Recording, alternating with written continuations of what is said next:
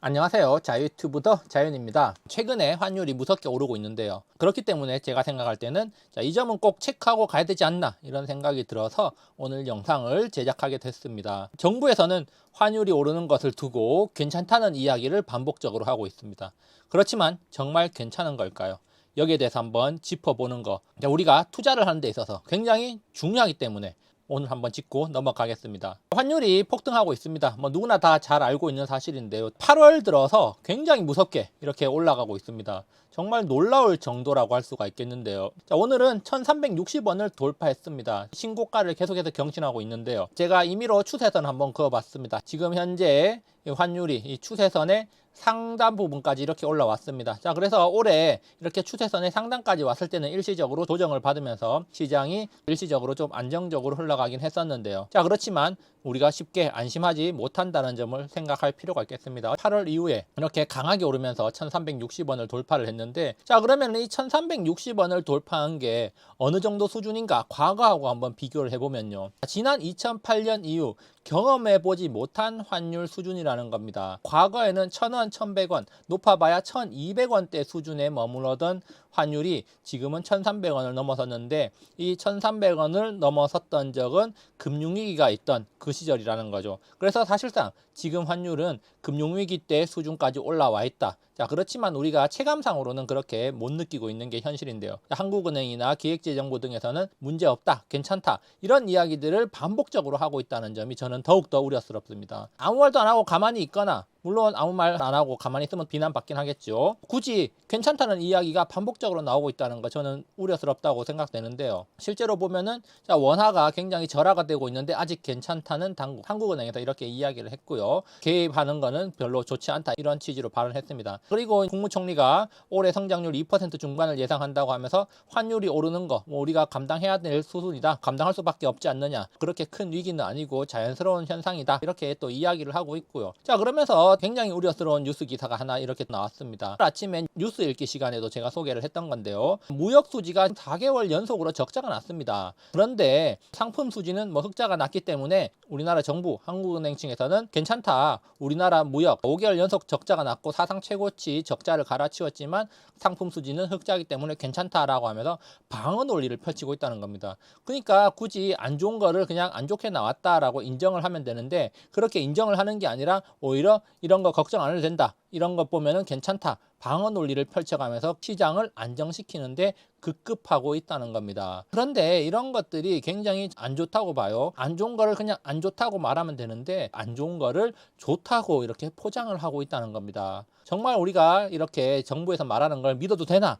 이렇게 또 의심을 한번 해봐야 됩니다. 그래서 제가 과거에 어떤 일이 있었는지 한번 가져와 봤습니다. 과거에 어떤 일이 있었을까? 2008년 금융위기의 절정에 이르기 5개월 전입니다. 리만 브라더스가 파산하기 5개월 전, 그래서 전 세계가 금융위기에 빠져가지고 경제가 폭락을 했을 때, 주식은 말할 것도 없고 부동산이고 주식이고 전부 다 반토막 다 났을 때, 그런 일이 발생하기 5개월 전에 어떤 일이 있었느냐, 재정부하고 하느니 보고서 싸움을 하고 있는데 환율 상승을 옹호하고 있다는 겁니다. 그래서 여기 좀 더 자세히 살펴보니까요, 달러 대비 원화 가치 하락은 교역 조건 악화를 흡수해서 단기적이나마 경제 성장에 긍정적인 영향을 미치므로 환율 하락 기조를 유지하는 게 바람직하다라고 이야기를 했다는 겁니다. 정부에서는 원화가 약세를 띠는 거, 지금처럼 원화 환율이 올라가는 거, 이것이 긍정적이다, 경제에 오히려 도움이 된다라고 방어 논리를 펼쳤다는 겁니다. 지금도 그런 이야기를 하죠. 이렇게 환율이 올라가는 거 우려할 수도 있겠지만 수출 기업들은 가격 경쟁력이 생기고 외화를 많이 벌어들일 수 있는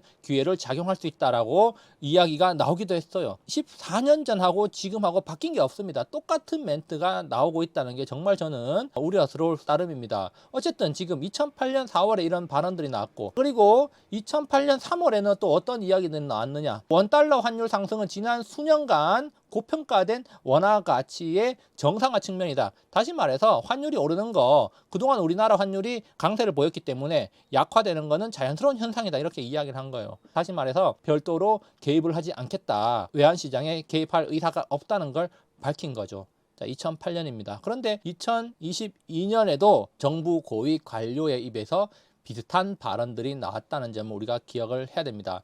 그리고 나서 5개월 뒤에 어떻게 됐습니까? 금융위기 절정에 이르렀죠. 주식시장이 폭락했고 리만 브라더스, 베어스턴스 이런 기업들이 파산을 해버렸고 그리고 금융시장이 무너져 내렸습니다. 그래서 전 세계가 공황에 빠졌죠. 그러면 사례수가 너무 적은 거 아닌가라고 또 생각할 수가 있는데 그래서 하나 더 준비해봤습니다. 1997년 IMF 외환위기 4개월 전에 어떤 발언들이 있었나 재정경제원 차관 일문일답이라는 뉴스기사 한번 가져와 봤는데요. 자, 여기서 재정경제원이라는 것은 지금의 기획재정부쯤 되겠죠. 그래서 기획재정부 차관이 기자회견을 가지면서 여러 가지 질문에 답을 했던 겁니다. 자, 그래서 이때도 환율이 굉장히 불안했던가 봐요. 97년 8월입니다. 97년 8월이면은 12월에 IMF 구제금융을 신청하면서 공식적으로 국가 부도를 맞이했습니다. 국가 부도를 맞이하기 4개월 전이면은 환율이 굉장히 불안했을 거예요. 여기 보시면은 주가도 이렇게 계속 하락하고 있던 그 시기입니다. 한 이쯤 되겠죠. 4개월 전이면은 97년 8월이니까 이쯤 됩니다. 주가가 급락하기 직전입니다. 그래서 환율이 굉장히 불안한 모습을 띠니까 이제 어떤 기자가 질문을 했을 거예요. 자, 적정한 환율은 어느 정도라고 생각하십니까? 지금 환율이 계속 올라가고 있는데 어느 정도라고 생각하십니까? 라고 물어보니까 여기서 어떻게 대답했느냐? 자, 정부 내부적으로 적정 환율에 대해서 평가 기준은 있지만 그런 것들을 명확하게 밝힐 수는 없다. 뭐 이제 정부 기밀 사항이다. 뭐 이런 거겠죠. 그렇지만 걱정하지는 않고 있다. 외환 보유고도 걱정하지 않고 있다. 이렇게 이야기를 했던 겁니다. 이때도 외환보유고 이야기가 왜 나왔냐면 외환보유고가 급격하게 줄어들고 있었기 때문에 외환보유고가 너무 줄어들면 문제가 있는 거 아닙니까? 라고 이제 이야기를 했죠. 그런데 외환보유고는 언제부터 줄어들었느냐? 3월부터 이제 이런 이야기들이 나왔습니다. 자, 그래서 3월에 이렇게 나와 있죠. 자, 외환보유고 급감의 의미와 전망이라고 이제 뉴스 기사가 하나 떴었는데 외환보유고가 20개월 만에 300억 달러를 화폐함으로써 외환보유고 규모가 적정 수준 아래로 크게 떨어진 거 아니냐는 우려가 제기되고 있다. 그래서 일각에서는 이제 외환보유고가 너무 낮은 거 아니냐, 이거 문제 있는 거 아니냐라고 제기하니까 한국은행이 뭐라고 대답했는가? 한국은행이 외환보유고가 줄어드는 것은 걱정할 게 아니다. 걱정할 문제가 아니다. 왜냐하면은 국제적 신인도가 많이 높아졌기 때문에 선진국으로 갈수록 외환보유고가 낮아질 수 있다. 이렇게 이야기를 했던 겁니다. 무슨 논리인지 모르겠어요. 그렇죠? 굉장히 신박한 이야기를 한 거죠. 선진국으로 갈수록 외환보유고가 낮아진다는 그런 논리를 펼쳐가면서 우리나라의 신인도가 높아졌기 때문에 외환보유고가 낮아지는 것은 당연하다. 이런 식으로 이야기를 했다는 겁니다. 그래서 걱정하지 마라. 전혀 걱정할 문제가 아니다라고 했는데 결국에는 9개월 뒤에 무슨 일이 났습니까? 국가 부도를 선언하면서 IMF 구제금융을 신청을 했죠. 자, 그래서 국가 부도가 나기 직전에 주식시장이 계속해서 하락하고 기업들의 자금 경색이 나타나기 시작했을 때 그때도 우리나라 정부 당국은 괜찮다는 이야기만 반복했다는 겁니다. 뭔가 지금의 상황하고 비슷하다고 생각이 되죠. 물론 지금 이제 어떤 위기가 찾아온다는 건 아니지만은 정부에서 말하는 거는 계속해서 반복적으로 위기가 있을 때 우려가 제기되면은 괜찮다는 이야기를 반복했다는데 우리가 조금 주목을 할 필요가 있습니다. 자, 그래서 환율이 폭등하고 있는 2022년입니다. 지금 2008년 금융위기 이후에 가장 높은 수준의 환율이 나타나고 있는데요. 원화 약세입니다. 원화 약세가 나타나고 있다는 말이죠.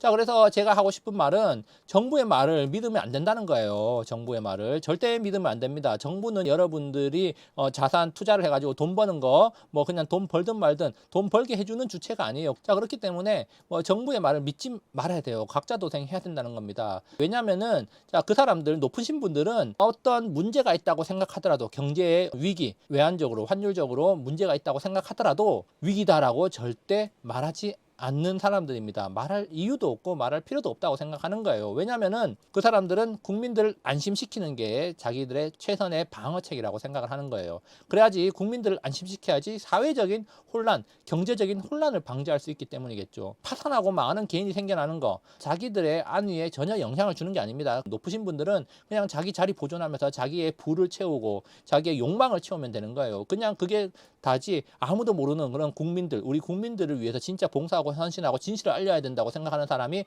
거의 사실상 제로라고 생각을 하면 됩니다. 높으신 분들 말이죠. 경제 폭망하든 개인이 망하든 말든 그런 것들 자신의 안위에 전혀 상관이 없다는 겁니다. 왜? 경제가 폭망해가지고 국가 위기가 오면은 그냥 글로벌 경기가 위축됐기 때문에 글로벌 경기가 안 좋아가지고 우리나라 영향을 받았고 결국에는 경제가 폭망했다 이렇게 그냥 변명할 수가 있는 거예요. 그렇기 때문에 충분히 변명거리는 많기 때문에 높으신 분들이 우리를 위해서 진실을 말하고 위기가 찾아올 거라고 경고를 해주지가 않는다는 겁니다. 그렇기 때문에 우리는 각자 도생을 해야 된다는 거예요. 높으신 분들은 우리 같은 서민들을 위하는 사람들이 아닙니다. 높으신 분들의 관심은 오직 그들 자신들의 이익을 챙기고 자리를 보존하는 것 뿐이에요. 우리는 이걸 알아야 됩니다. 높으신 분들이 어떤 시그널을 주거나 이야기를 해가지고 우리가 시장에서 다 빠져나가도록 뭐 그렇게 시간을 벌어주거나 그런 사람들이 아닙니다. 오히려 그 사람들은 먼저 다 빠져나가고 개미들이 위기를 온몸으로 받아서 방파제가 되어주기를 바라는 사람들입니다. 자, 그렇기 때문에 진짜 위기에 관한 고급 정보는 그들이 독차지할 것이고 우리 같은 서민들한테 전해지지가 않을 겁니다. 그렇기 때문에 우리가 뭘 봐야 되느냐? 환율을 봐야 된다는 거예요. 환율이라는 것은 위기를 가늠해주는 가장 공정한 지표입니다. 가장 공정한 시장의 다양한 요소들이 반영이 돼가지고 환율에 반영이 되는 겁니다. 그렇기 때문에 우리는 그걸 보고 판단을 해야 되는데 지금의 상황이 그렇게 좋은 편은 아니다. 그렇기 때문에 우리가 스스로 리스크 관리를 좀 하면서 뭐 만에 하나 미리 대비해서 나쁠 건 없어요. 자, 그래서 항상 우리가 지금 환율의 동향을 살피면서 위기가 찾아올 수도 있다. 이렇게 이제 인식을 할 필요가 있다는 생각에 제가 오늘 영상을 제작해 봤습니다. 자, 뉴스 기사 정부 높으신 분들은 지금 계속 괜찮다고 말하기 때문에 정말 그걸 믿고 괜찮다고 생각하는 분들이 없겠지만 그래도 지금 우리가 어떤 상황인지는 인식할 필요가 있고 과거에도 위기가 있기 전에 정부는 괜찮다는 말만 반복했다는 점을 생각하시기 바랍니다. 여기까지 영상 감상해 주셔서 감사하고요. 항상 즐거운 하루 보내시기 바랍니다. 감사합니다.